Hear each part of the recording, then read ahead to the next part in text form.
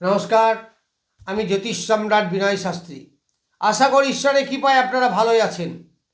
আজকে আমার ভিডিওর আলোচ্য বিষয় বৃশ্চিক রাশি বা লগ্নের অনুরাধা নক্ষত্রে যাদের জন্ম তাদের জানুয়ারি 2026 কেমন যাবে। তার মানে জানুয়ারি 2026-এর নক্ষত্র ফল। এই বৃশ্চিক রাশি বা লগ্নের 3টে নক্ষত্র আছে, আপনারা জানেন। প্রথম হচ্ছে বিশাখা, যার অধিপতি দেবগুরু বৃহস্পতি। দ্বিতীয় হচ্ছে অনুরাধা, যার অধিপতি গ্রহরাজ শনিদেব। এবং তৃতীয় হচ্ছে জ্যেষ্ঠা, যার অধিপতি বালক বুধ। তাহলে আমি এখন যেটা বলবো সেটা হচ্ছে অনুরাধা নক্ষত্রে যাদের জন্ম। অনুরাধা বেশ ভালো নক্ষত্র। এই শনিদেব, তাকে ভালো গ্রহই বলুন আর খারাপ গ্রহই বলুন, তার নক্ষত্র 3টি কিন্তু বেস্ট। যেমন পুষ্যা, তেমন অনুরাধা, তেমন উত্তর ভাদ্রপদ। 3টে নক্ষত্রই বেশ ভালো। এই নক্ষত্রে যাদের জন্ম হয় তাদের জীবনে সংগ্রাম হয়, কারণ শনি তো সংগ্রামের কারক, জানেন। কিন্তু শেষ পর্যন্ত তারা জীবনে ডেভেলপ করবেই করবে। খুব ভালো নক্ষত্র। আমি নক্ষত্র ফল যেদিন বলবো, শুধু নক্ষত্র নিয়ে আলোচনা করব, তখন দেখবেন কত ভালো নক্ষত্র। তো যাই হোক, এই নক্ষত্রে অধিপতি শনিদেব বললাম। তাহলে 17 যাদের জন্ম নক্ষত্র, তারপরে আছে 19 নক্ষত্র আছে বুধ। আইপতি, একাদশপতি এবং অষ্টমপতি বুধ 19 নক্ষত্রে। কেতু নক্ষত্র, কেতু আছে আপনার কর্মক্ষেত্রে। তাহলে বিপদ নক্ষত্রে পড়ছে, তারপরে এই কেতু আপনাকে ভালো ফল দেবে না, বা বুধ আপনাকে ভালো ফল দেবে না। কারণ বিপদ, নানা ঝামেলা, ঝঞ্ঝাট, অশান্তি ব্যবসার মাধ্যমে, বা যারা স্টুডেন্ট তাদের একটু বাধা বিপত্তি, মানসিক অশান্তি, মানসিক চাপ, এইগুলো বাড়বে। তারপরে আসবো 20 নক্ষত্রে 3টি গ্রহ আছে। প্রথম হচ্ছে শুক্রের নক্ষত্র, এটা পূর্বসারা। আবার শুক্র এই নক্ষত্রে আছে। শুক্র হচ্ছে সপ্তমপতি এবং দ্বাদশপতি। তাহলে এই শুক্র আপনাকে অনেক ভালো ফল দেবে। প্রথমেই হচ্ছে রোগ মুক্তি করবে, হিলিং পাওয়ার আছে এর মধ্যে। যারা ব্যবসার মাধ্যমে অর্থ উপার্জন করেন, অর্থাৎ ব্যবসা করেন, তাদের ব্যবসার মাধ্যমে অর্থ উপার্জন হবে, প্রচুর অর্থ, হিউজ অর্থ উপার্জন হবে। কারণ শুক্র যে মূল জোডিয়াকের 2য় ভাবের অধিপতি, অর্থের কারক গ্রহ। আবার বৃহস্পতি অর্থের কারক গ্রহ, তার দৃষ্টি পড়ছে এখানে। আবার সেই বৃহস্পতি নিজ নক্ষত্রে আছে, বলবান। আবার নিজের ঘরে দৃষ্টি দিচ্ছে। এই ঘরটা, এই যে ধনু রাশি, এটাও অধিপতি বৃহস্পতি। ফলে নানা দিক থেকে আপনার অর্থের একটা প্রাচুর্য ঘটবে, অর্থাৎ অর্থ উপার্জন আপনার বেশ ভালো হবে। আরও শিওর হয় কি করে? লগ্নপতি মঙ্গল এখানেই বসে আছে, ওই 20 নক্ষত্রে। তাহলে আপনার শরীর স্বাস্থ্য, মন মানসিকতা, সেখানে একটা শান্তি বিরাজ করবে। শরীরে সুস্থতা পাবেন, এনার্জি ইন্ডিকেট বৃদ্ধি পাবে। আবার রবিও আছে এই নক্ষত্রেই। রবি কি দশমপতি।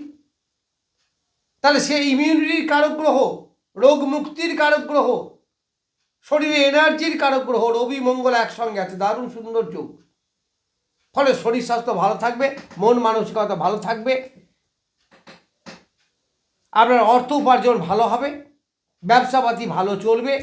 দশমপতি রবি যেহেতু, কর্মের দিকে ডেভেলপমেন্ট হবে, প্রমোশন হবে, বাইরে কর্মের জন্য আপনি যেতে পারেন। এই 15 তারিখে মোর অর লেস, 15 তারিখের পরে এই গ্রহগুলি আবার মকর রাশিতে চলে যাবে। এখন ধনু রাশিতে আছে বৃহস্পতির ঘরে, তাহলে তখন শনির ঘরে যাবে।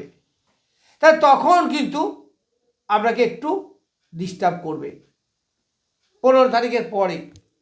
ডিস্টার্ব মানে কি? উপার্জন যা যা বললাম সবই হবে, কিন্তু একটু সংগ্রাম বাড়বে, একটু পরিশ্রম বাড়বে, একটু শত্রুর কবলে পড়তে পারেন, বাধা বিপত্তি আসতে পারে, এইগুলোর মধ্যে দিয়ে আসবে। আগে যেমন স্মুথলি আসছিল, এখন কিন্তু ততটা স্মুথলি আসবে না। তার প্রথম কথা হচ্ছে এটা শনির ঘর। আবার বৃশ্চিক রাশি বা লগ্ন সাপেক্ষে 3য় স্থান। নক্ষত্রগতভাবেও সে খুব একটা সুইটেবল নয়। ফলে একটু সংগ্রাম আমরা আসবে।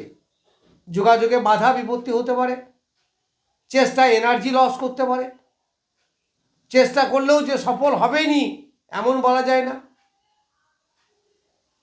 তবে একটু সংগ্রামের পরে সফল হবে।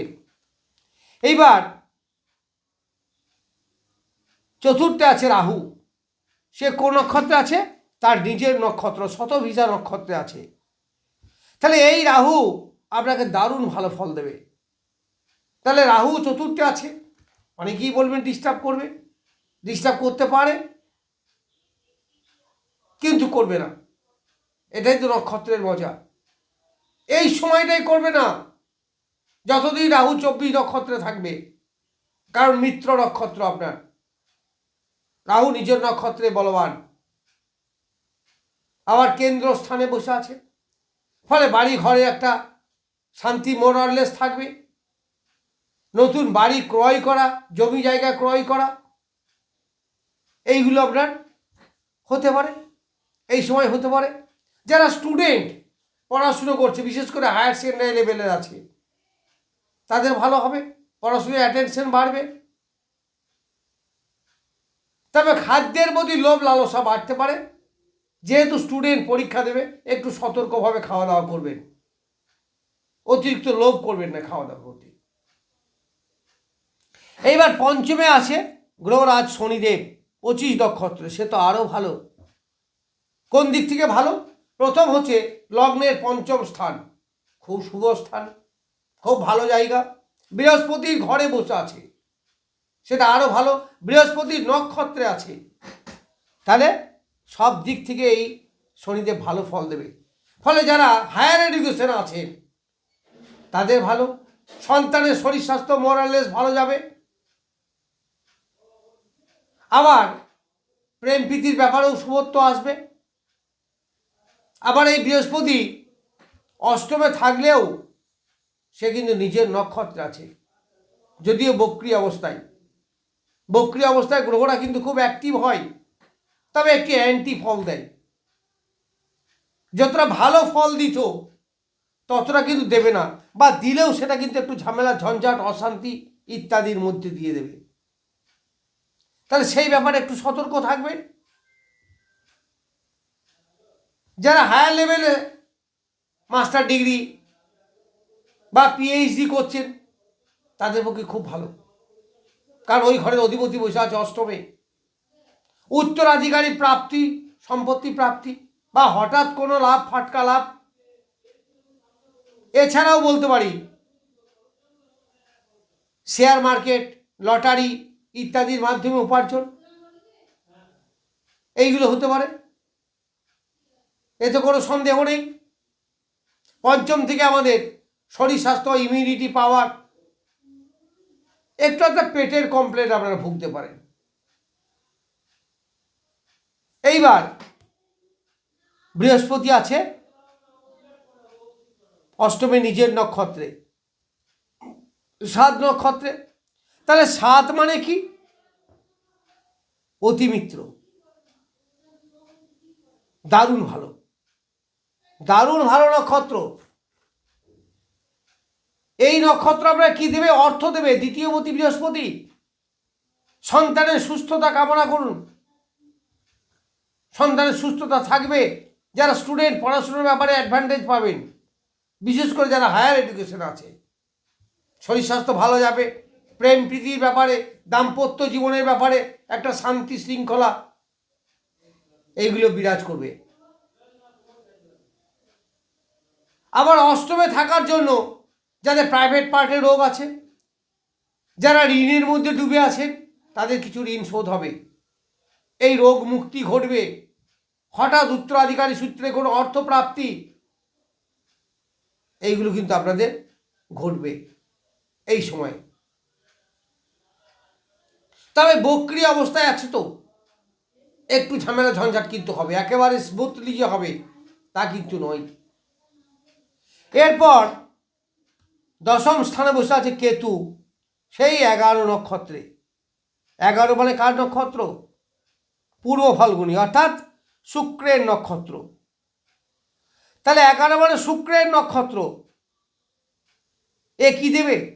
যাদের গোপন রোগ ছিল বা গোপনীয় কোনো ঝামেলা ঝঞ্ঝাট ছিল, সেখান থেকে সে মুক্তি পাবে।